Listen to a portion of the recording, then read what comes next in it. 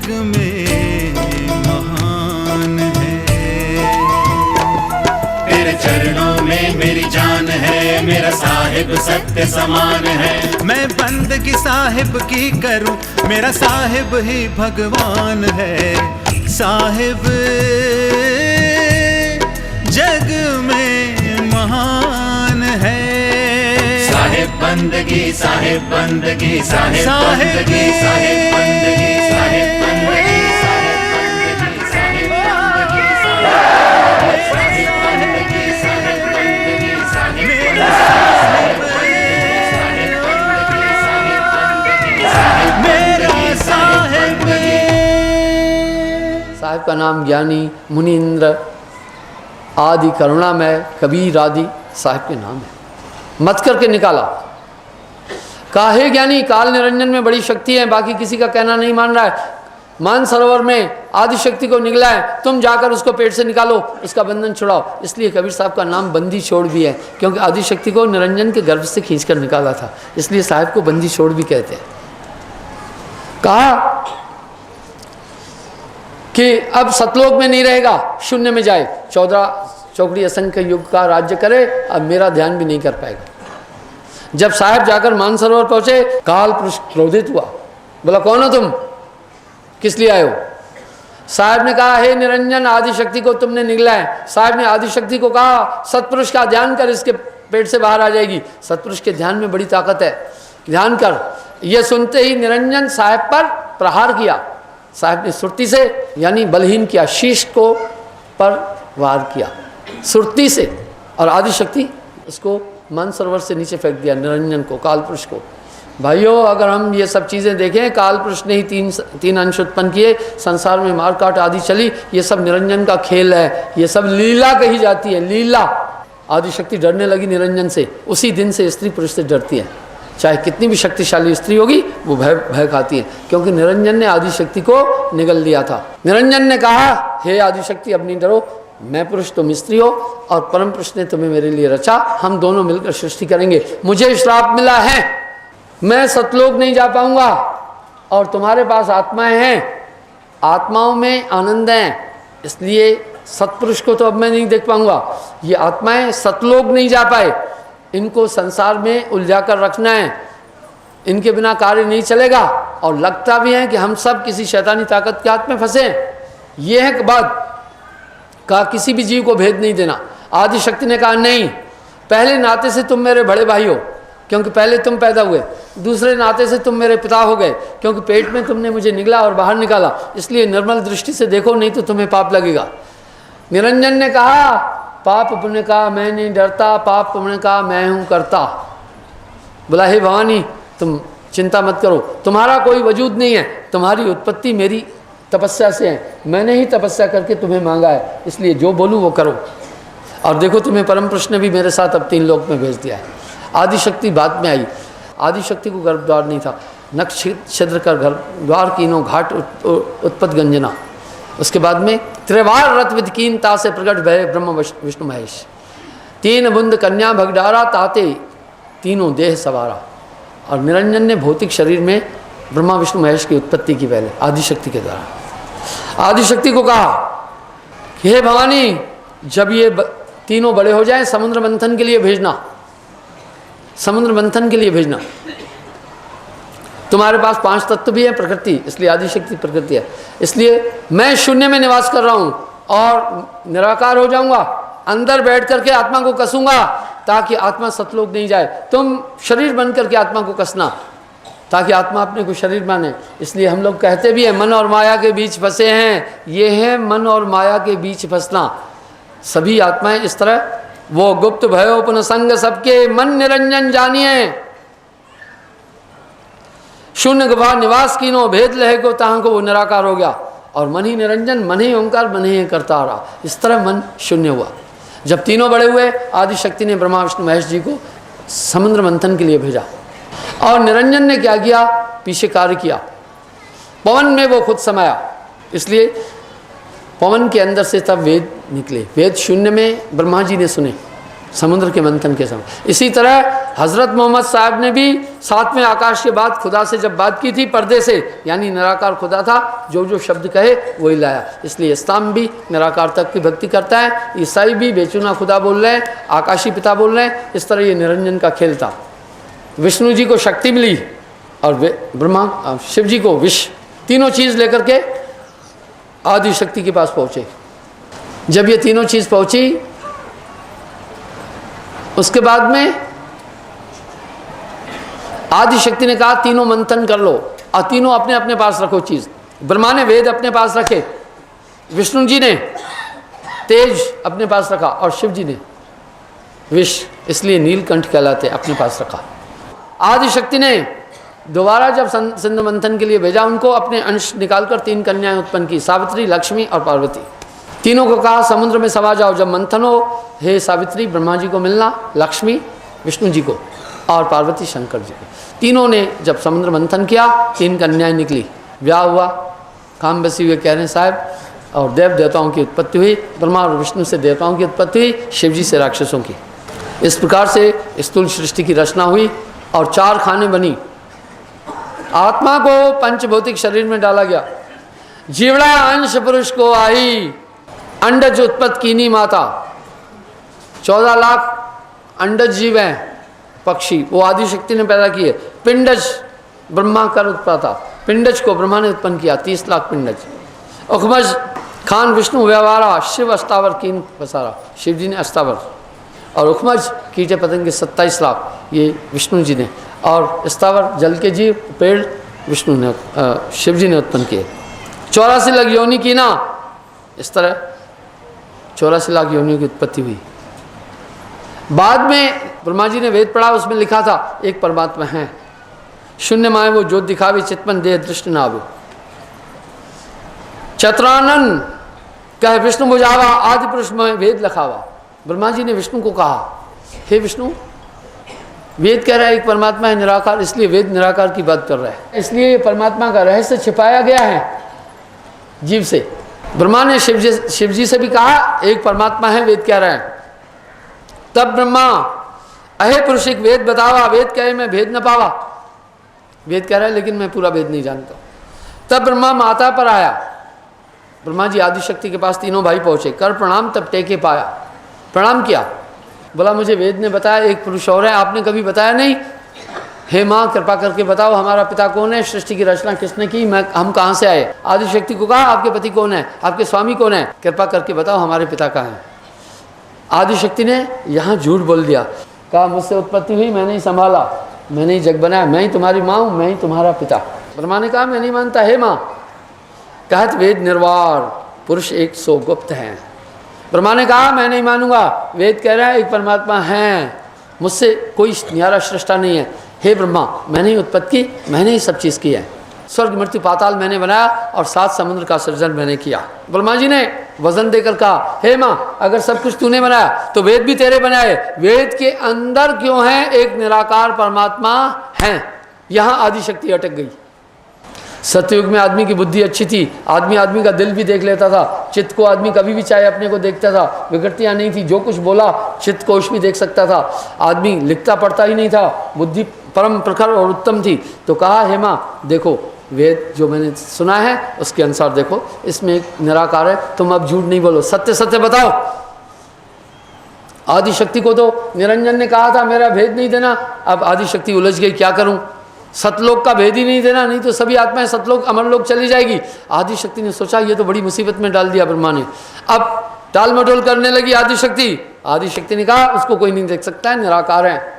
ब्रह्मा ने कहा नहीं, मुझे ठोर बताओ हैं कहाँ। हे माँ, मैं अपने पिता की प्राप्ति करूँगा। हे ब्रह्मा, तुम्हें सत्य बताती हूँ, सुनो। स्वर्ग 7 है, माता को चरण सप्त पताल, 7 स्वर्ग उसके के बाद उसका शीश है, 7 पाताल उसके पैर है, लेकिन तुम वहाँ नहीं पहुँच पाओगे। हे ब्रह्मा सुनो। जननी सुनो वचन चितमाही, मोर कहे या मानत नाही, यह कह वेद कीन उपदेशा, पैदस्ते नहीं पावे भेषा। कहते सुनो रे 12, अलग निरंजन पुरुष तुम्हारा, पिता तुम्हारा। अलग निरंजन बोला तब भी सतपुरुष की बात नहीं कही आदिशक्ति ने, ठीक है। आप देखते हैं ना, शादी के बाद स्त्री जब अपने पति पीहर चली जाती है, माता पिता को भी भुला देती है। इस तरह निरंजन के संग में आकर आदिशक्ति ने परम पुरुष को गुप्त रख दिया। उसके कहने पर आकर सभी जीव अंधकार में रह गए। ब्रह्मा शून्य में परम पुरुष को ढूंढने चला गया, विष्णु जी पाताल में चले गए। इत्युत चित्त महेश ने डोला, सेवा करत कछु न बोला। शिव जी ने कहीं भी नहीं गए। पहले विष्णु जी 3 दिन बाद वापस आ गए, बिल्कुल सांवले होकर। आदिशक्ति ने कहा, भाई क्या बात हुई विष्णु? बोला, हे माँ, मैं जब पाताल में गया, दूसरे पाताल तक जब मैं पहुंचा, तीसरे तक, तो शेषनाग की विष की ज्वाला से मेरा शरीर नीला हो गया, जहर था, और नींद आने लगी। तब शेषनाग ने आकाशवाणी हुई, बोला, हे विष्णु वापस जाओ, 7वें पाताल तक नहीं पहुंच पाओगे, मेरे विष से तेरा शरीर नीला हुआ, और द्वापर युग में तुम्हारा कृष्णा अवतार होगा, तब कालंदी के तीर मुझे नथ कर बाहर निकलना, अपना बदला ले लेना। विष्णु जी ने आकर माता को सत्य सत्य बोला, लेकिन ब्रह्मा जी वापस नहीं आए। 4 युग हो गए। आदिशक्ति को चिंता हुई कि ब्रह्मा जी नहीं आएगा, सृष्टि कैसे करे। आदिशक्ति ने अपने शरीर से अंश निकाल करके एक कन्या खड़ी की, गायत्री। गायत्री ने विनती करके आदिशक्ति से पूछा, हे माँ, मेरी उत्पत्ति क्यों की? आदिशक्ति ने कहा, हे पुत्री, तुम्हारा बड़ा भाई ब्रह्मा शून्य में पिता का शीश देखने के लिए गया है, जब तक वो नहीं आएगा सृष्टि नहीं होगी। जाओ ब्रह्मा को समझा के आओ, अगर नहीं आएगा बताना, मैं और ब्रह्मा बना दूंगी और उसे पछताना पड़ेगा। गायत्री वहां जाकर से जब देखा, बहुत शून्य में पहुंच करके चतुर्मुख ब्रह्मा ध्यान में बैठा हुआ था। कुछ दिन उसने इंतजार किया, ब्रह्मा जागे शायद। ब्रह्मा जी जब नहीं जागे तो आदिशक्ति से गायत्री ने ध्यान में पूछा। प्राचीन काल में आदमी शुद्ध कर्म करता था, सुरति और ध्यान, आत्मा शुद्ध थी, इसलिए सभी चीज़ें दूसरे का हृदय पढ़ लेता था और अपना ध्यान में अपनी बात दूसरे तक पहुंचाता था। ध्यान से सभी सूत्र और चलते थे। आज भी कोई अगर सच्चाई पर चलेगा उसमें ये शक्तियाँ तो अवश्य आ जाएगी, ईश्वरीय सत्ताएँ आ जाएगी। गायत्री ने ध्यान से आदिशक्ति से पूछा कि हे माँ, क्या करूँ? ध्यान में आदिशक्ति ने गायत्री को बोला, ब्रह्मा जी के चरण छुओ, जग जाएगा। क्योंकि ध्यानावस्था में बैठे आदमी को कभी भी डिस्टर्ब नहीं करना, उठाना नहीं। अगर उठाना बहुत लाजमी होगा तो उसके पैर को धीरे से दबाना, वो जाग जाएगा। गायत्री ने वैसा ही किया, ब्रह्मा जागा। जाग करके ब्रह्मा को क्रोध आया। ब्रह्मा ने कहा, 4 युग से मैं ध्यान में बैठा था, मैं बड़ी दूर पहुंचा था, तूने आकर ध्यान खंडित किया, मैं तुझे श्राप दूंगा। हे ब्रह्मा, मेरा कोई कसूर नहीं है, पहले समझ लो फिर श्राप देना। माता ने मुझे तुम्हें बुलाने के लिए भेजा, जल्दी चलो वरना तुम्हें पछताना पड़ेगा, नहीं तो माँ और ब्रह्मा की उत्पत्ति करेगी, इसलिए तुम चलो। ब्रह्मा ने कहा, मैं कैसे जाऊं? मैंने माता से चैलेंज करके आया था कि मैं आकर के शीश देख कर आऊँगा। बोला, तुम गवाही दो। ऐसे ही कि मैं शीश तक पहुंचा, झूठी। गायत्री ने कहा, कहे गायत्री सुन श्रुतधारी, हम नहीं मिथ्या वचन उचारी। काहे श्रुतधारी? क्योंकि ब्रह्मा को श्रुतधारी भी कहते हैं, श्रुति वेदों को कहते हैं, उसको धारण करने वाला। मैं झूठ नहीं बोलूँगी, यदि मेरे स्वार्थ की पूर्ति करो तो बोला फिर मैं झूठ बोलूँगी। ब्रह्मा ने कहा, मैं नहीं समझा। गायत्री ने रतिदान मांगा, वीर्यदान मांगा। ब्रह्मा ने कहा, हाँ ये कैसे हो सकता है, ये तो ब्रह्मा है। आखिर में ब्रह्मा विकृत हुए थोड़े से, क्योंकि ये गवाही भी नहीं देगी, मेरी बात कट जाएगी, इसलिए रतविद की। ब्रह्मा ने रति दी गायत्री को, बहुत बड़ा पाप अपने ऊपर ले। जब मिलकर के आदिशक्ति के पास पहुंचे, फिर एक पंपावती एक कन्या भी उत्पन्न की, उसने भी वैसा ही किया, ब्रह्मा ने उन्हें भी रति दी। जब तीनों जाकर के वहाँ पहुँचे, आदिशक्ति ने कहा, ये लड़की स्त्री कहाँ से लाए, पिता का दर्शन किया क्या? ब्रह्मा ने कहा, मैंने पिता का शीश देखा, इन दोनों से पूछ लो। आदिशक्ति ने गायत्री से पूछा कि हे गायत्री, ये सही है क्या? गायत्री ने कहा, हाँ सही है, देखा। ले पह परस्यो शीश पितन दृढ़ में देखत रही, जलदार पह चढ़ाए दिनों, हे जननी ये है सही, पहुँचते पंपापति भई प्रगटते हैं थामते, माता ये है सही, पूछ लो यह मामते। काहे माँ ये सच है? इस माम यानी माम स्त्री को भी कहते हैं, इससे पूछो। ब्रह्मा ने पुष्प चढ़ाया और पानी डाला, वहीं से ये पंपावती पैदा हुई, ये माँ सही है। आदिशक्ति ने पंपावती से भी पूछा, उसने भी कहा, हाँ ब्रह्मा ने देखा, मैं वहीं उत्पन्न हुई। ये सुनने के बाद आदिशक्ति को विस्मय हुई कि निरंजन ने तो कहा था मुझे कोई नहीं देख पाएगा, मैं निराकार हो जाऊंगा, ये दोनों कैसे कह रहे हैं? आदिशक्ति ने ध्यान करके निरंजन से पूछा। निरंजन ने कहा, ये दोनों झूठ बोल रहे हैं, मुझे इन्होंने नहीं देखा। ये सुनकर आदिशक्ति को क्रोध आया, ब्रह्मा को श्राप दिया, जाओ तुम्हारी कोई पूजा नहीं करेगा। इसलिए ब्रह्मा का कहीं भी मंदिर नहीं है, उसे श्राप है। और एक झूठ बोला, जाओ तुम्हारे कुल में भी भिक्षा यापन होगा। ब्रह्मा मूर्छित होकर जमीन पर गिर पड़े। गायत्री जनोते हैं 12 होई हैं तोर पंच भरतारा। गायत्री को श्राप दिया, गौ का अवतार होगी और जिस मुख से झूठी साक्षी दी विष्ठा खाओगी और तुम्हारा गला काटा जाएगा। और पांपावती को कहा जाओ केत की केवड़े का फूल बनोगी, तुझमें खुशबू भी नहीं होगी, जो तुम्हें लगाएगा उसके वंश की हानि होगी और जहाँ गंदगी होगी तो वहीं पैदा होगी। निरंजन ने कहा ये क्या किया तुमने, इतना बड़ा शाप दे दिया इनको। जाओ द्वापर युग जब आएगा तुम्हारे भी 5 पति होंगे। इसलिए आदिशक्ति का अवतार थी द्रौपदी, ठीक है, 5 पति। ये निरंजन ने श्राप दिया। विष्णु को अत्यंत प्रसन्न होकर आदिशक्ति ने कहा 3 लोक का राज्य तुम्हारा होगा। 3 लोक यानी देव प्रधान तुम रहोगे। इसलिए ब्रह्मा विष्णु महेश माना जाता है, पर 3 लोक का ठाकुर विष्णु जी कहलाता है। विष्णु को आदिशक्ति ने प्रसन्न होकर के 3 लोक का राज्य दिया था, 3 लोक का, चौथे लोक का नहीं। उसके बाद शिव जी के पास आदिशक्ति बोली, कहा हे शिव तुम अपने हृदय की बात कहो। शिव जी ने वरदान मांगा, मैं कभी भी नहीं मरूंगा। आदिशक्ति ने कहा नहीं। बोला हे शिव पवन का योग करना। इसलिए शिव जी हमेशा ध्यान में मिलते हैं, ठीक है। और जब तक सूर्य चंद्रमा पृथ्वी रहेगी तेरा नाश नहीं होगा, तेरी देही का। इसलिए शिव को अमर देवता भी इसलिए कहते हैं, लोग रहस्य को नहीं जानते। जब ब्रह्मा को श्राप मिला तो आकर के विष्णु के पास में पहुंचा, बोला भाई मुझे माँ ने श्राप दिया मेरी करनी के अनुसार, लेकिन कुछ ऐसे कृपा करो मेरा परिवार भी चले और माँ का शब्द भी चले। विष्णु ने कहा चिंता मत करो, मैं दुनिया में ये नियम बनाऊंगा, जो भी मेरे भक्त होंगे वो सभी तुम्हारे परिवार दुज। बोला मैं शास्त्रों में दूंगा, जो ब्राह्मण की सेवा करेगा उसे पुण्य मिलेगा। इसलिए तो मेरा परिवार तुम्हारे परिवार को सहेगा जो मेरे लोग हैं।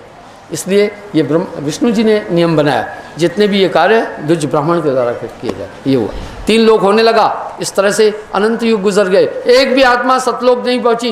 काल पुरुष जीवों को तप्त शिला पर भूंज भूंज करके खा रहा था। मैं संक्षेप में ये बात बता रहा हूँ। जब ऐसा हुआ तप्त शिला से अनंत जीवों की पुकार 7वें आकाश को टकराकर सतपुरुष तक पहुंची और सतपुरुष ने तब साहब से कहा हे ज्ञानी एक भी आत्मा अमर लोक नहीं आई, काल पुरुष ने सभी को भ्रमित करके उलझा कर रखा है, तुम जाओ जीवों को मेरे पास लाओ। साहब अमरलोक से चले, जब इस मृत्युलोक में आए कोई भी जीव अमरलोक की बात नहीं जानता था। काल पुरुष सबके अंदर समाया हुआ, कोई भी सत्य भक्ति की चिन्ह नहीं जानता था। साहब कहे कबीर आया मृत्युमंडल माही, पुरुष जीव कोई देखो नहीं, गांव गांव गली गली घूमा। साहब कह रहे हैं सभी निरंजन, जिसको भी बोलता था लड़ने के लिए आता था, परम पुरुष का भेद कोई भी नहीं जानता था। मैं आया संसार में फिरा गांव की खोर, ऐसा बंदा नाम ला जो लीजे फटक पछोड़।